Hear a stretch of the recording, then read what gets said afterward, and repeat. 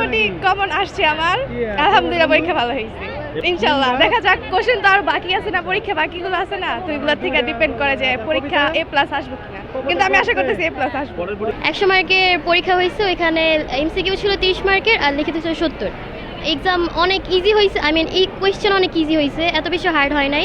ভাবছিলাম যে শিক্ষামন্ত্রী যখন আসছে তখন অনেক হার্ড হবে, অনেক কিছু কড়াভাবে দিবে, কিন্তু এরকম কিছুই হয় নাই।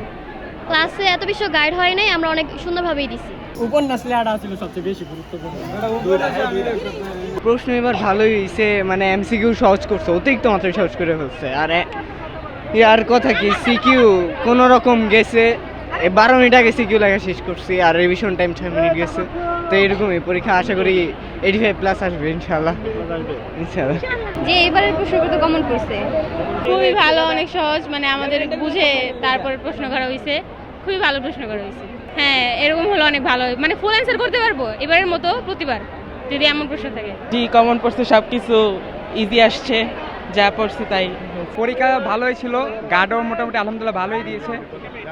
শুধু আমাদের একটু ভয়ভীতিটা একটু ছিল, তো আজকে যেহেতু প্রথম পরীক্ষা স্বাভাবিক, পরবর্তীতে আশা করি ইনশাল্লাহ এটা কেটে যাবে। এবার প্রশ্নপত্র খুবই সহজ হয়েছে, আশা করি সামনেরগুলো এরকম হবে। প্রশ্নপত্র খুবই ইজি ছিল, সবই মোটামুটি কমন পড়ছে এবং খুবই ভালো পরীক্ষা গেছে। পরীক্ষাগুলো খুবই ভালো যাবে, পরীক্ষার প্রশ্নপত্র, পরিবেশ সমস্ত কিছুই ভালো যাবে। প্রশ্নপত্র এবার তুলনামূলকভাবে অনেক সোজা আসছে এবং আমাদের গার্ডও খুবই ভালো হয়েছে। আমরা যেই কেন্দ্রে পরীক্ষা দিয়েছি, কেন্দ্রের পরিবেশ অনেক ভালো ছিল। স্যার ম্যাডামরা আমাদের সাথে অনেক আন্তরিক, ভালো ব্যবহার করছে এবং আমাদের সব দিক দিয়ে সাহায্য করেছে। আমরা যা বুঝতে পারি নাই সুন্দর করে বুঝিয়ে দিয়েছে।